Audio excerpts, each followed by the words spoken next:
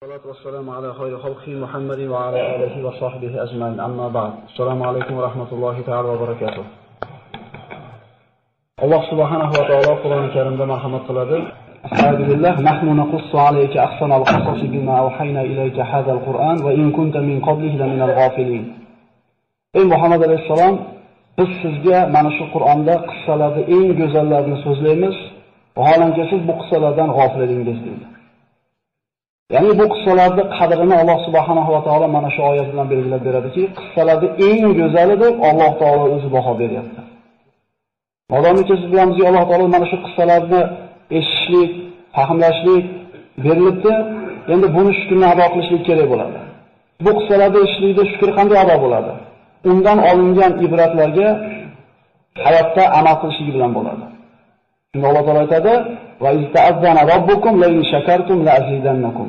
Agar mana shu meni bergan ne'matlarimni shukrni ado qilsanglar, ne'matimni ziyoda qilib beraman dedi.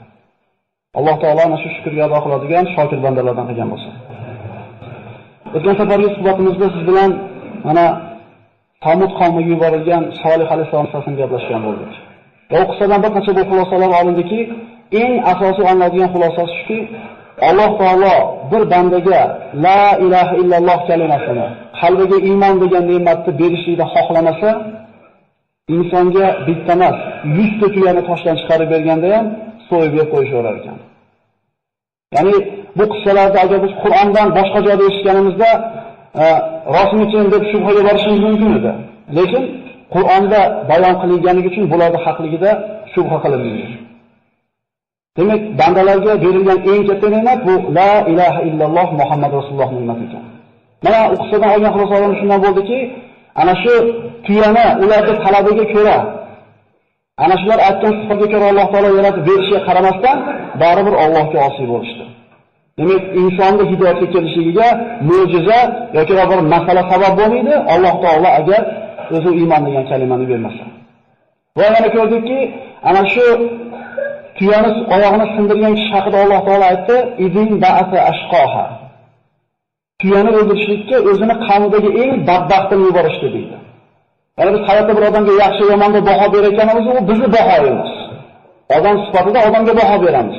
Lekin bu kishining badbaxtligini Alloh taolo o'zi aytayaptiki, avvalgilarda yashab o'tganlarning eng badbaxti bu ana shu Xudor ibn Salif ibn Jib deyildi. Ana shu tuyani oyog'ini kimdir sindirishlik kerak edi. Shu ishni kimdir qilish kerak edi. Allohga hamdlar aytaylik birodarlar. Siz bilan meni ana shu ishda ishlatmabdi. Chunki Alloh qodir edi. O'sha zamonda yaratib turib, ana shu tuyani go'shini yeganlar qatoriga qo'shib qo'yishlikka Alloh qodir edi. Alhamdulillah deylik birodarlar. Bu ne'matni shukrga ado qilaylik. Alloh taolo o'zi bir tavfiq bersin. Mana qavm o'zini talabidagi mo'jiza kelishiga qaramasdan osiy bo'lgandan keyin, balki ana shu tuyani so'yib yeb qo'yishganidan keyin Alloh taolo ularni qanday vayron qilganligini ko'rdik. Va ularda hozirgi kunda maskanlari borligini o'tgan safargi suhbatimizda aytib o'tgan bo'ldik. Madinaning shimoliy g'arbida, Madinadan taxminan 380 kilometr masofada ana shu Samud qavmining maskanlari mavjud. Alloh taolo aytadi: "Aql ishlatmaysizlarmi? Eslatma olmaysizlarmi?" Ular haqida agar Qur'on bizga so'zlamaganida, biz ular haqida eslamasdik ham, hech kim ularni bir nomini ham zikr qilmagan bo'lar edi.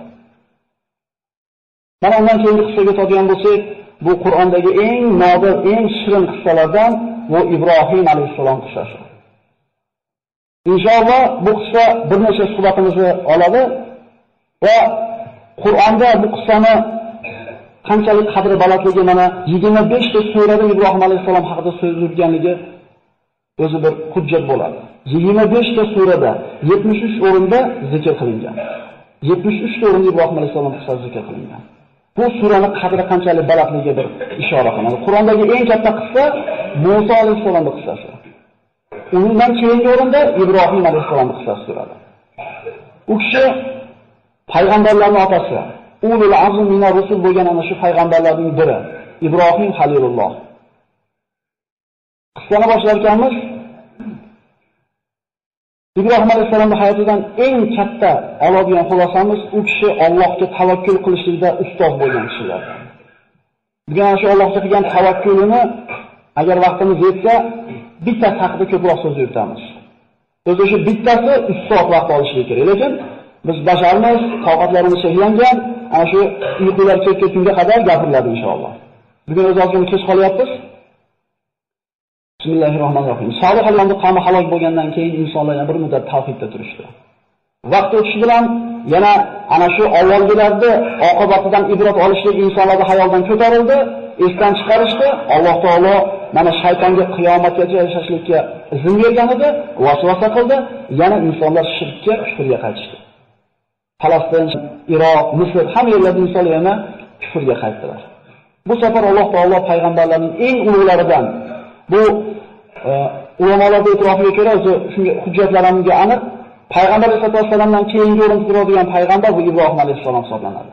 Abul Anbiya, payg'ambarlarning otasi. U kishi haqida Alloh taolo astagfirullah va Ibrohim allazi vaffa dedi.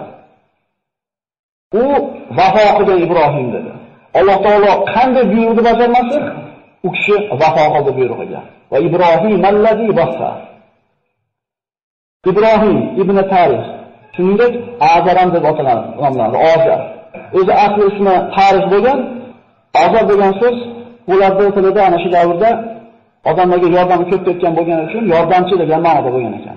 O'zi asli ismi Tarix bo'lgan, lekin laqabi Ozar bo'lgani uchun Ibrohim ibn Ozar deyiladi, asli Ibrohim ibn Tarix. Ibrohim alayhissalomda zikri Qur'onda 25 ta surada 73 ta o'rinda zikr qilingan bo'ldi. Ibrohim alayhissalom Som ibn Nuh sulolasidan. Iroqda shimolida yashardi. Bobil degan shaharda. Bobil shahri hatto bir katta shaharlardan bo'lgan. O'zini zamonasidagi eng birinchi shaharlardan bo'lgan. Va butlarga sig'inishlik mana shu yerda avjiga chiqqan bo'ladi. Astagfirullah va qala inna mattaqattum min dunillahi awsana mawaddata baynikum fil hayati dunya thumma yawmal qiyamati yakfuru ba'dukum bi ba'd va yal'anu ba'dukum ba'da va ma'wakum an-nar va ma lakum min nasirin. Ibrohim alayhissalom qavmiga aytadiki, albatta sizlar Allohni qo'yib butlarga ibodat qilishingni o'qidinglar. Qiyomat kunida biringlar ikkinchilarga kofir bo'lasizlar va biringlar ikkinchilarga la'nat o'qiysizlar. Qiyomat kunida hech kimni tanimaydi. Bu hammamizga aniq bo'lgan narsa. Yawma yafirrul mar'u min akhihi deydi Alloh taolo Qur'onda. Kishi o'zini akasidan tonadigan. Otasidan, onasidan, bola chaqasidan tonadigan kun. إذ قال لأبيه وقومه ما هذه التماثيل التي أنتم لها عاكفون قالوا وجدنا آباءنا لها عابدين. İbrahim otasiga va qavmiga qarab aytdiki, bu sizlar sig'inayotgan timsollar, butlar nima? Sizlar e'tikof qilasizlar bularga. Ular aytdilar, otalarimizni mana shu butlarga ibodat qilayotganligini topganmiz va shu narsada davom etib ketyapmiz. Boshqa oyatda Alloh marhamat qiladi, إذ قال لأبيه وقومه ما تعبدون قالوا نعبد أصناما فنظل لها عاكفين قال هل يسمعونكم إذ تدعون أو ينفعونكم أو يضرون قالوا بل وجدنا آباءنا كذلك يفعلون. İbrahim otasi va qavmiga nimalarga ibodat qilyapsizlar deb so'radi. Ular aytdilar, butlarga, ularga ibodat qilishga davom etamiz. Ibrohim alayhissalom so'radi, sizlar duo qilsalar ular eshitadimi? Yoki sizlarga bir foyda yoki ziyon keltiradimi? Qavm javob berdi, otalarimiz shunday qilayotgan edi, biz ham otalarimiz shuni ota-bobamiz qilib kelayotgan ishlayapti-da, endi biz o'zimizni tilga o'giradigan bo'lsak, demak, bu shirk otalardan meros qolgan. Ibrohim alayhissalom ularni ogohlantirdi. Inson ilohga nima uchun sig'inadi aslida? Biror bir ziyonni undan qaytarish uchun, biror bir manfaatni keltirish uchun, biror bir musibatni to'sishlik uchun va hayotini tartibga keltirib berish uchun ilohga sig'inadi. Lekin bu butlar bularni birortasini qilishlikdan ojiz edi. Bu aloqalar na foyda keltira olardi, na ziyon keltira olardi. Ya'ni ba'zilarimiz hayotimizda shu o'rnashib qo'ygan bir shirkka o'xshagan bir narsalar bor. Tumorga o'xshagan yoki ko'zmonchoqqa o'xshagan. Bular zotida hech narsa qila olmaydi, agar Alloh xohlagan bo'lsa. Shuning uchun Alloh taolo aqlni nimaga bergan?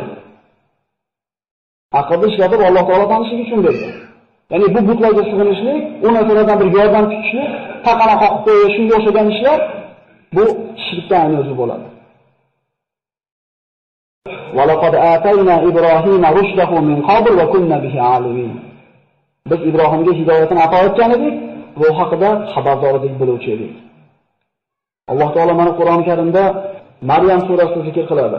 Da'vatni otasidan boshladi Ibrohim alayhissalom. Da'vat birodarlar, Alloh diniga targ'ib qilishlik ko'chadan bo'lmaydi. Rasululloh sollallohu alayhi vasallam vahiyni qabul qilgandan keyin kimdan boshladi? O'zini xonadonidan boshladi. Shuning uchun biz avval bolaga bir gapni gapirishdan burun o'zimiz yaxshi amal qilgan bo'lsak, bizdan qiyomatda so'raladigan kishilar bu xonadonimiz. O'zingizlarni va ahli ayolinglarni, bola chaqanglarni jahannam o'tidan saqlab olinglar demadimi Alloh? Agar biz o'zimizga qaraydigan bo'lsak, o'zimizni o'rnicha tarbiya qila olmayapmiz. O'zimizni ustimizda o'zimiz hukmron bo'la olmayapmiz. Endi birovga bir gajani qattiq tortayotgan mahali insof qilaylik. Xonadonimizga qaraylik. Namoz o'qimayotganimiz qancha, zikr qilmayotganimiz qancha, televizorda 20 ta soat chiqmayotganimiz qancha.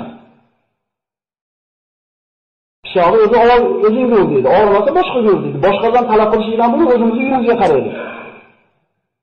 Demak, Ibrohim alayhissalom kimdan boshlayapti? Otasidan. Mana shu kitobda Alloh taolo Ibrohimni eslaylar. Vaqtiki u o'zining otasini da'vat qildi va albatta u siddiq nabiylardan bo'lgan edi. Otasiga aytdi: "Otajon, nimaga eshitmaydigan, ko'rmaydigan va sizdan biror narsani nari qilolmaganiga sig'inasiz? Ey otajon, albatta menga Alloh tomonidan ilm keldi, bu ilm sizga berilmagan edi. Menga ergashing, sizni to'g'ri yo'lga yetaklayman. Ey otajon, shaytonga ibodat qilmang. Shayton Allohga, Rahmonga osiy bo'lgan edi. Ey otajon, albatta men sizga Rahmon tomonidan alamlantiruvchi azob kelishidan qo'rqaman va shaytonga do'st bo'lib qolishingizdan qo'rqaman." E'tibor bering. Otajon, otajon, otajon. Ud'u ila sabili robbika bil hikmati wal maw'izatil hasana.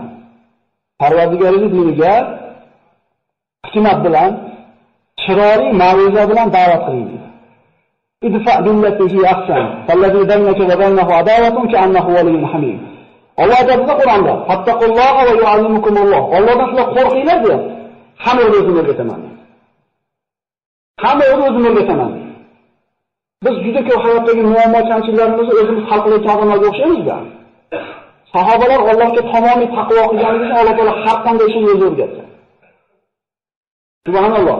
Biz Allohga suyanishlikni, Allohga tavakkul qilishlikni bilmayapmiz. Alloh taoloni tanimayapmiz. Siz bilan bir kishining o'rtasida adovat bo'lsa deydi Alloh taolo. U bilan yaxshi muomala qiling demayapti. Eng yaxshi muomalani qiling deyapti. Hasan demayapti, ahsan deyapti. Yana tilda tushungan birodarlarimiz farqiga bo'ladi. Eng go'zal muomalani qiling, shunda siz bilan adovatlashib yurgan kishini o'zingizga eng yaqin do'st bo'lganligini ko'rasiz deyapti. Hadis. Qilamizmi shuni? Shuning uchun o'rtamizda ana shu adovati bor odamlarning soni ozayishidan ko'payib boryapti. Alloh taolo o'rgatyapti bu yerda. Otajon, otajon, otajon deyapti. Shuning uchun birodarlar, aka-ukalarimizni, opa-singillarimizni namozga yoki bir taqvoga targ'ib qilganimizda hikmat bilan savdogar odam o'zini ana shu qo'lidagi tovarini o'tkazish uchun nima qiladi? Kelgan xaridorga girdi kapalar bo'ladi. Injirligini ham ko'taradi, sassiqligini ham ko'taradi. Faqat maqsad nima? O'tkazib olishda. Sizdan xuddi savdogarning bittasisiz. Ana shu jannatda biletini taklif qilyapsiz shu odamga. Mana shu yo'lsin jannatga kirasan degan narsa. Nimaga endi bitta dunyo matosini 3-4 so'mda topishlik uchun odamlarga yaxshilan gapni ko'taramiz-ku? Allohning diniga hidoyat bo'lishiga sabab bo'lib turgan paytimizda chidamaymiz. Buzvorish oson. Buzvorish oson. U tikkalashlik qiyin.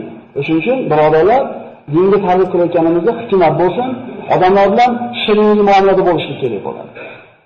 Rasululloh sollallohu alayhi vasallamda Toifga borganda yosh bola toshbo'ron qilib haylaganda nimadir duo qildi. Eslaylik, ana shu oilalarida yorilgan holda salqinda o'tirganda, Nasroniy dinida bo'lgan Abdulloh kelganda qanaqa muomala qildi? Ey malaka, o'zi qiylanib turibman dedimi? Deganda kim qayerdan borasan dedi? Naynovadanman dedi. Yunusning qavmidanmisan dedi. Nasroniy Abdulloh payg'ambarimiz axloqini, u quligi, muomalasini ko'rib turib, sen Yunusni qanday taniysan dedi. U meni payg'ambar birodarim bo'ladi, men ham payg'ambarman dedi. Payg'ambarimiz ana shu qanday bir 5 minut ketganda o'sha muloqotiga, shu 5 minutda qalbini kasb qildi, iymonga keldi shu kishi. Toif qavmi toshbo'ron qilib chiqargan, lekin payg'ambarimizning axloqi Unga uzun olib kelgan edi. Ana shu toshbo'ron qildirganlar o'zlari voqelanib qoldi. Bu Makkani sayyidlardan edi baribir. Va uzunga olib borib berganda uzunga olib bordi, unga uzunga berish asnosida iymon keltirmadimi? Ikki og'iz shirin gap.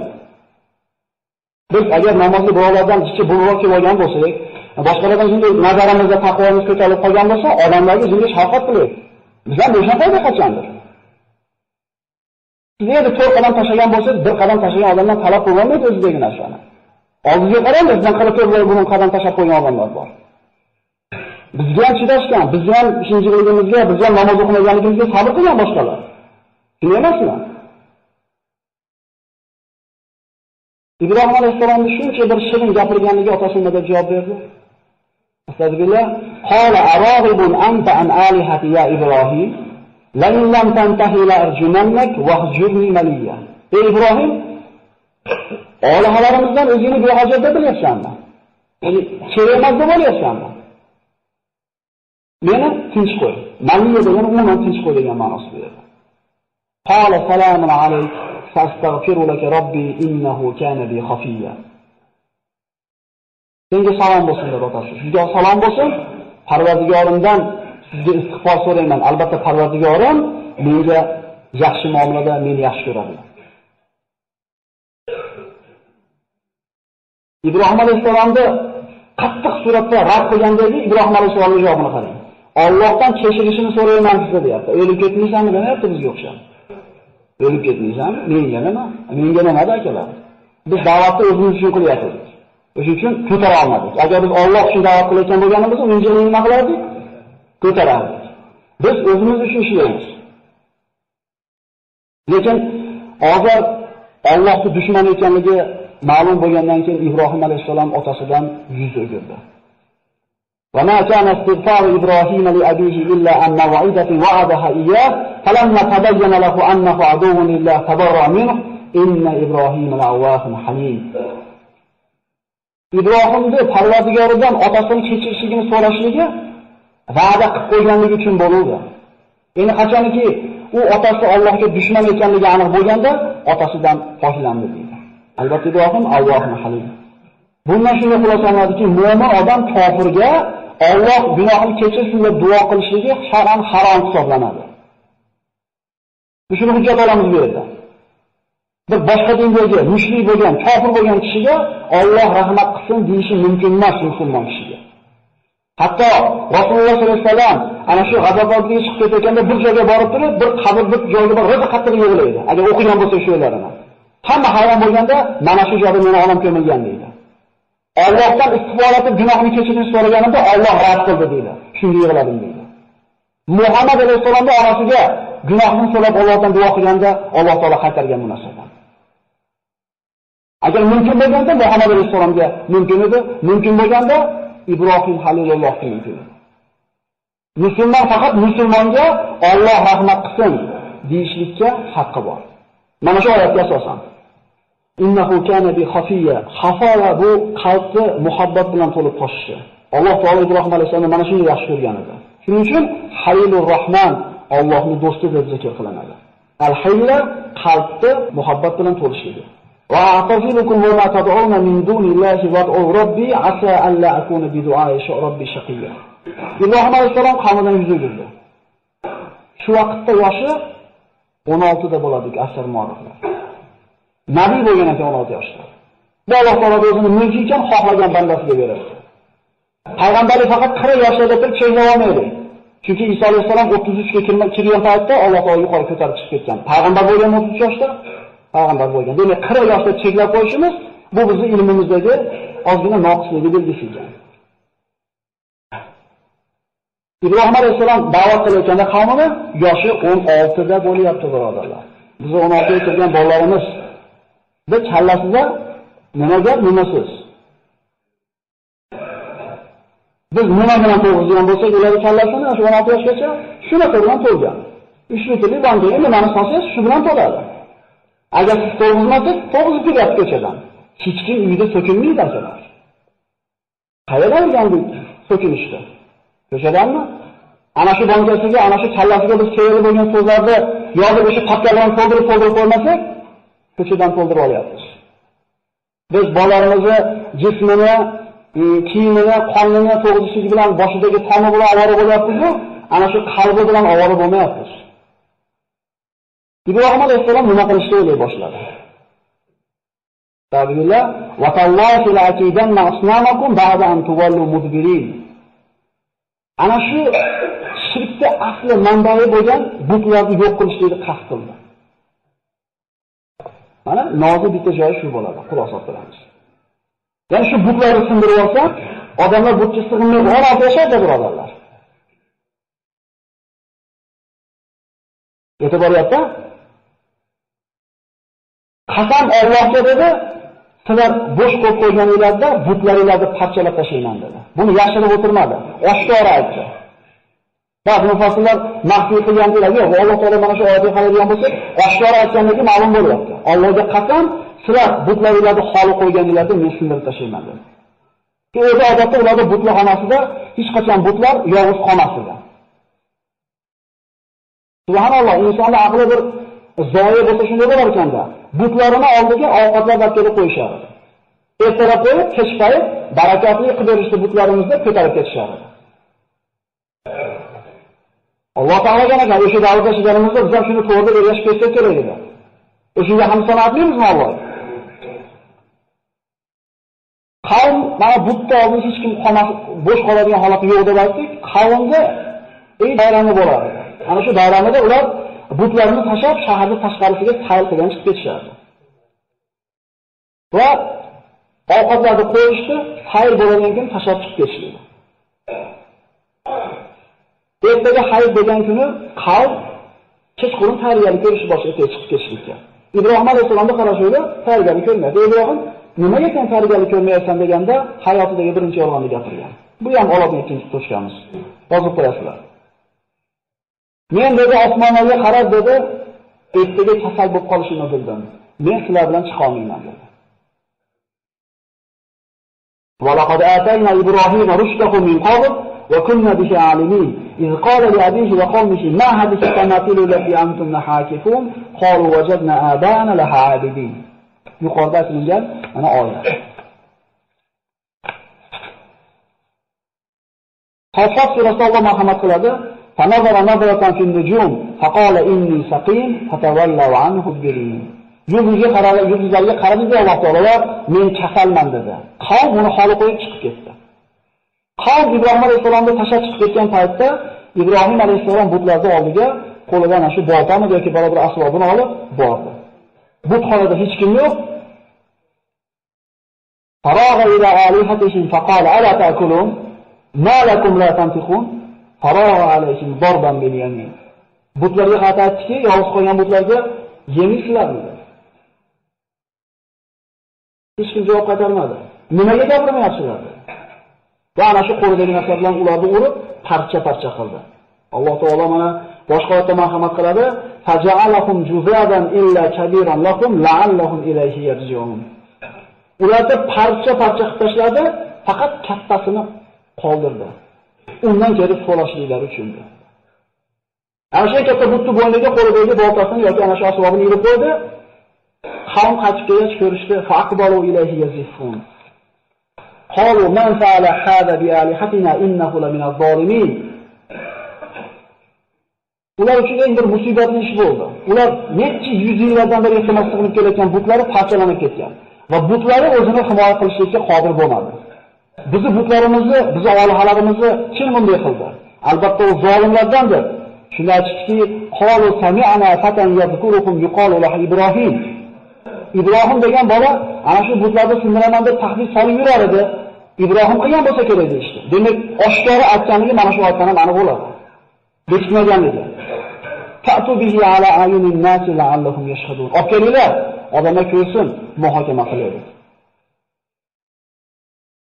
Bobur ahlini hammasi Ibrohim alayhissalomni muhokama qilishlikka jamlanishdi.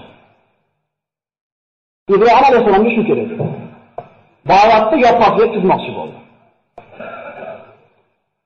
Vaqtdan ozgina bir ehtiyot qilgan ma'noda oyatlarni tarjimasini aytib ketaveraman.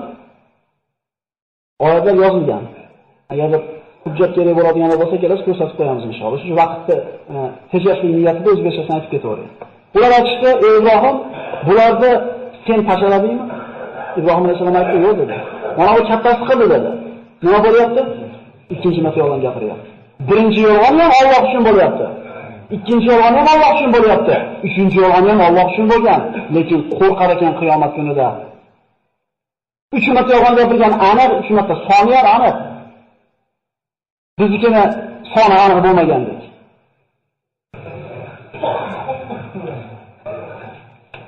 Agar gapirsa, so'raydi ulardan. Shunda hammasi shu o'ziga qaytdi. O'ziga kelishdi. Aytdiki, "Innakum antumuz zolimun." Bu o'zingizlar zolim bo'ldinglar endi. Ya'ni gapirolmaydigan bu kesib qildinglarmi? Demak, sizlar o'zingizlar zulm qilgan bo'ldinglar.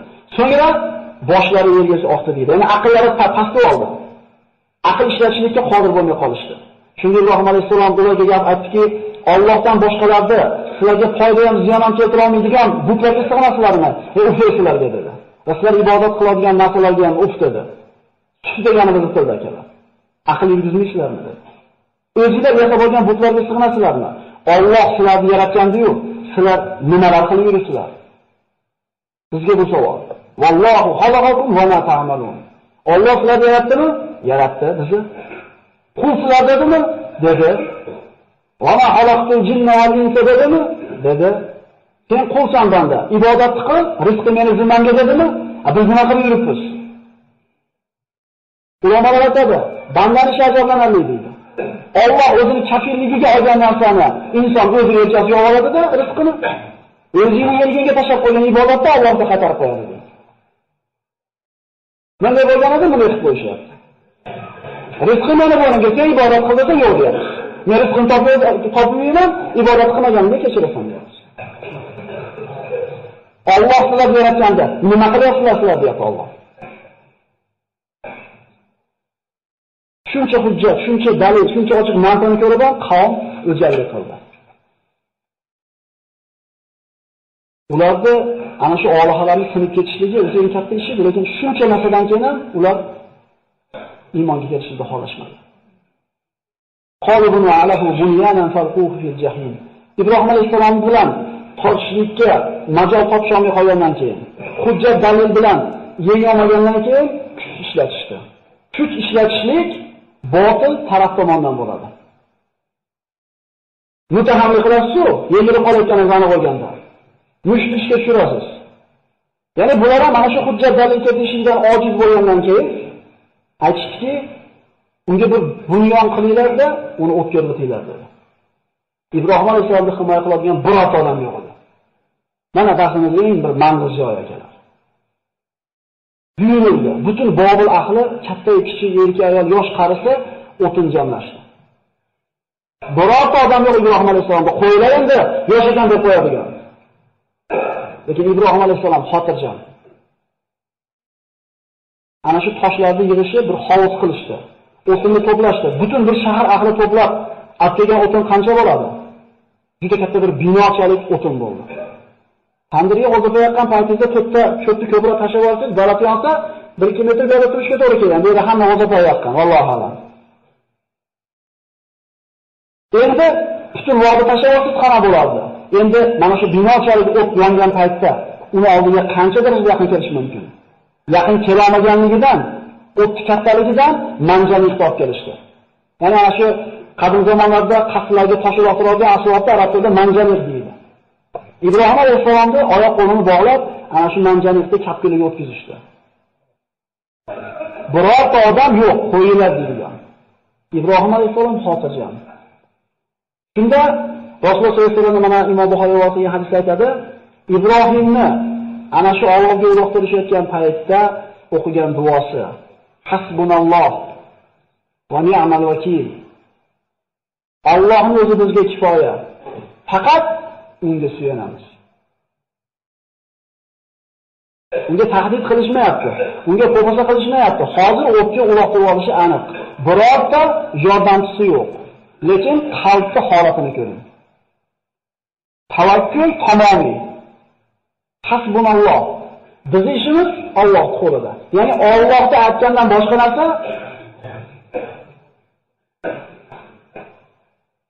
Ibrohim alayhissalomni otidan borishdi. Mana ba'zi rivoyatlarda zaif deyilgan ekan, lekin ibrat uchun keltiraveramiz. Ibrohim alayhissalom uloqtirib havoda uchib ketayotganda o'tga Jabroil alayhissalom keldi. Alaka haja ya Ibrohim. Ey Ibrohim, bizga hojatingiz yo'qmi deb keldi. Allohga tavakkul qilgan bandasini xizmatiga kimlar o'zini taklif qilyapti? Kim akalar Jabroil alayhissalom? Shadidul quva akalar. Lut qavmini qanotini uchi bilan to'ntarib qo'ydi yerga. Mana shunday qudrat egasi Alloh yaratgan mahluqotning eng ulug'i bo'lgan Jabroil alayhissalom bizga xizmati yo'qmi deb kelyapti.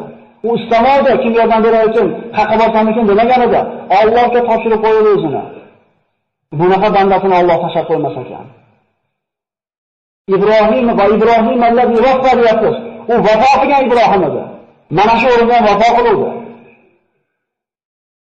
Ibrohim alayhissalom shunga qarabki, sizga nima dedi? Sizga hojatim yo'q. Kimga so'rayapti? Yana rivoyat keladi. Yomg'ir farishtalari ham zaif ibrat uchun aytamiz. Yomg'ir farishtalari Allohdan izn so'raydi. Parvardigor Ibrohimga o'tishdi. Ruxsat ber, yomg'irni olib o'chirib qo'yapti dedi. Kimlar xizmatiga o'tyapti? Kimlar himoyasiga o'tyapti? Jabroil alayhissalom javob berdiki, sizga nima dedi? Sizga hojatim yo'q dedi. Ammo Robbimga hojatim bor, lekin Robbimga aytishimga ham hojati yo'q dedi. Bilib turibdi madani o'tayotganini, Robbim shu yerda deyapti. Aytishimga ham hojati yo'q deyapti. Robbim yaxshi biladi menga nima kerakligini deyapti. Biz o'zimiz bilamiz bizga nima kerakligini. Bilamiz, rangini ham bilamiz, bu narsani, sifatlarini ham bilamiz, narxini ham bilamiz, raqbatini ham bilamiz. Biz o'zimiz bilamiz. Ibrohim alayhissalom o'ziga nima kerakligini ham aytmagan ekan. Chunki Robbisi bandasini nimaga bir muhtojligini yaxshi bilishiga iymon keltirgan ekan. Bu tavakkulchilarning cho'qqisi akalar. Innalloha yuhibbul mutawakkilin. Alloh tavakkul qiluvchilarni yaxshi ko'radi. Bizda shunaqa tavakkul bormi? Shuni suyanamizmi Allohga? Tavakkul nima? Qo'lingizdan kelgan rizq sababini qilib qo'yasiz, endi kelishingizga Allohga tashlab qo'yasiz. Alloh aytgani bo'ladi. Iloji bor yolg'on gapirishingizga harakat qilasiz deganingizda, olmay ketgandan keyin Allohga tashlab qo'yasiz. Demak, bu olmasa ekan. Yolg'on gapirib oldini yig'laysiz. Chunki demak rost gapirsam ham olar ekan degan. Natija nima qoladi? Biz yolg'on gapirganimiz uchun bo'lib, rost gapirganimiz uchun kambag'al bo'lib qolmaymiz. Bir rizq masalasi bu.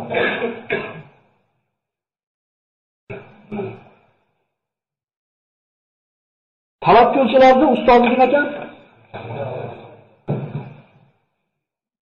Lekin Alloh taolo bunaqa bandasini farishtalarga ham tashlab qo'ymas ekan ishini. Aytdiki, Alloh tavakkul qiluvchilarni, o'ziga suyanuvchilarni yaxshi ko'radi dedi. Yaxshi ko'rgan o'g'limizga, yaxshi ko'rgan qizimizga sovuq shabadan aro ko'rmaymiz. Alloh taolo rahim degan, shafqat degan sifatini yuzga bo'ldi deyiladi hadislarda. Shundan bittasini dunyoga chachib qo'ydi deydi. Bittasi chachilganda shuncha insonlar, shuncha hayvonlarni chayon bolasini chaqib qo'ymaydi. Eshkana tuxumdan chiqqan bolasini chiqarib qo'ymaydi. Yitqish sher bolasini shu etlab qo'yib borib qo'yadi. Hattoki hammasini g'ofil ota emizli bolasini orqasiga tushib qo'ysa nima olmaydi? Boslamaydi. Bu nima sabab? Alloh mehrni joylab qo'ygan qalbiga. 100dan bir mehrni berib qo'yganda insonlar chachilgan shuncha rahmat uchun Alloh taolo shu 100 rahim shafqatning egasi bo'lgan Parvardigor yaxshi ko'rgan bandasini tashlab qo'yar ekanmi? Va man yatawakkal alallohi fa huwa hasbuhu. Kim Allohga tavakkul qilsa, g'amini Allohga topshirsa, bu odamning hisobi Allohning zimmasiga emasmi?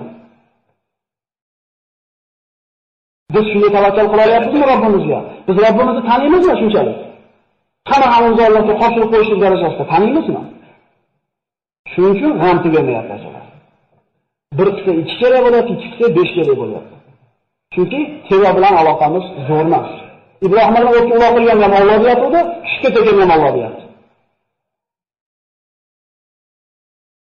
Alloh taolo bu bandasining ishini hech qaysiga topshirmadi. Allohning ishi bu kabi farishtalar ham tez bo'ldi. Kunna ya naru kuni bardan va salaman ala Ibrohim. Fa'aradu bihi kaydan faj'alnahum al-asfalin. Biz aytdik, ey o't, Ibrohimga sovuq bo'ling va salomat bo'ling. Uni kuydirish kerak bo'lgan o't Alloh taoloning mulki emasmi? Alloh taoloning quli emasmi? O't kuydirmaydi birodarlar. Pichoq kesmaydi. Agar Alloh ulardan bu qudratni olib qo'ysa. Demak, zotida bu narsa qila olmaydi. Shunday emasmi? Abdulloh ibn Abbos aytadi mana shu oyat sharhida. Agar Alloh taolo o'tga sovuq bo'ling deb turib, salomat bo'ling demaganida, o'tga sovug'ini ziyon qilib qoladi Ibrohim dedi. Ko'ryapsiz, Alloh taolo qanday bu bandasini mushkulini oson qilyapti. Chunki topshirganda g'amini, natijani o'ylamayapti.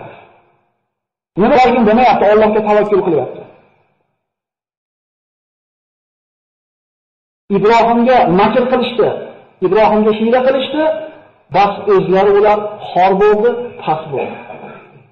Ular ko'rib turishdi o'tga tushganini. Ibrohim alayhissalomning oyoq qo'liga bog'langan iplardan boshqa hech narsa kuygani yo'q. Subhanalloh azza va jalla. O't o'chdi. Ibrohim alayhissalom chiqib keldi.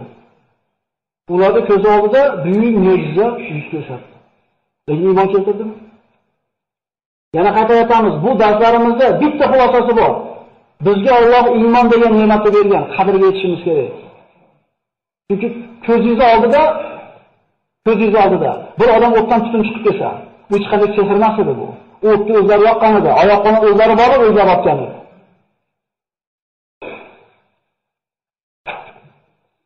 Ibrohim alayhissalom ba'zi rivoyatlarda keltiriladi, hayotning eng lazzatli kunlari deydi. Mana shu dunyoda olovda bo'lgan lahzalarim deydi. Chunki Alloh taolo sovuq qildi o'tdi va ne'mat qilib berdi. Jannat bog'iga tushib qolmadimi?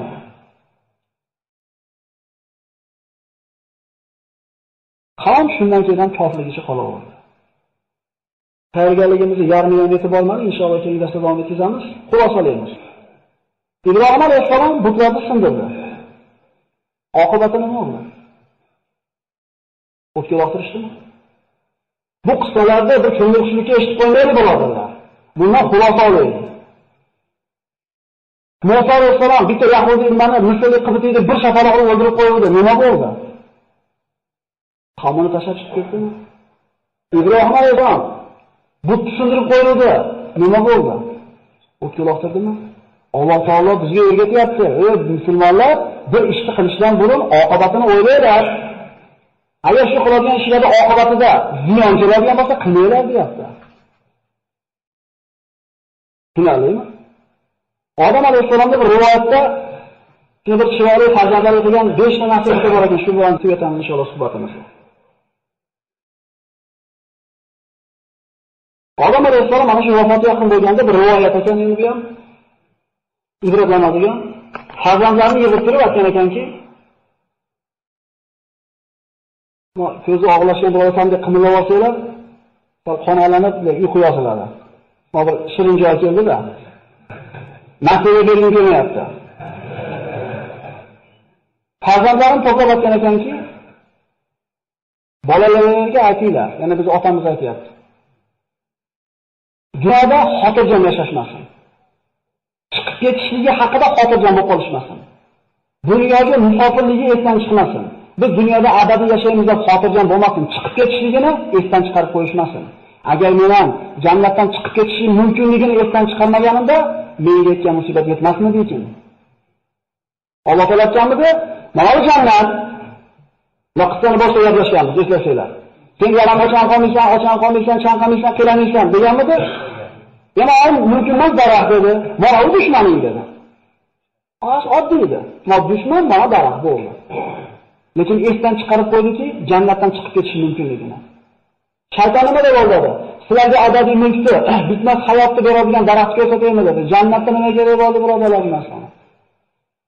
Sizlarga Robbinglar farishta bo'lib qolishingizni xohlamadi, shuning uchun mana daraxtdan yemanglar dedi. Farishta bo'lishinglar kerak bo'ladi. Unda jannatda nima qilib qoladi? Erkak ayolli bo'lmasa, ovqat yeyishmasa farishtalardaqa. U jannatda nima qilib qoladi?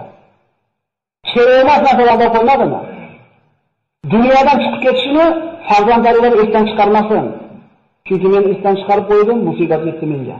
Ikkinchi nasihati. Bir ishni qiladigan bo'lsanglar dedi. Bu otamizning nasihati birodarlar. Oqibatini o'ylaylar. Shu ishda oqibati nima bo'lishiga haqida fikr yuringlar. Agar men shu mevani yeyishdan burun nima bo'lishini oqibatini o'ylaganda ehtimol yemasmidim ekan, ehtimol jannatdan quvilmasmidim ekan. Bu hayotiy tajribasini gapirib beryapti birodarlar bizga. Bir ish qilishdan burun oqibatini albatta o'ylaylik. Nimaga olib boradi? Bu yaxshilikmi, yomonlikmi? Menga shu narsa to'g'ri ko'rindi, qilaman, aytib olaman, keyin nima bo'lsa bo'lasin deyilmaydi. Rasululloh sollallohu alayhi vasallam bu ishlarni qilgan hech qaysini. Rasululloh qodir edi, Hamzaga bor Abu Jahl o'ldirib keldi ishlikka. Umarga qodir edi aytishlikka bor, Abu Sufyon bo'g'ib qo'ydi ishlikka. Buyurdimi? Rasulullohga ergashmaymizmi? Musulmonlar qancha aziyat ozor chekkan bo'lsa ham sabr qilmadimi? Alam tara ilallazina qila lahum kuffu aydiyakum wa aqimus solat. Ko'rmizlarmi Alloh taolo?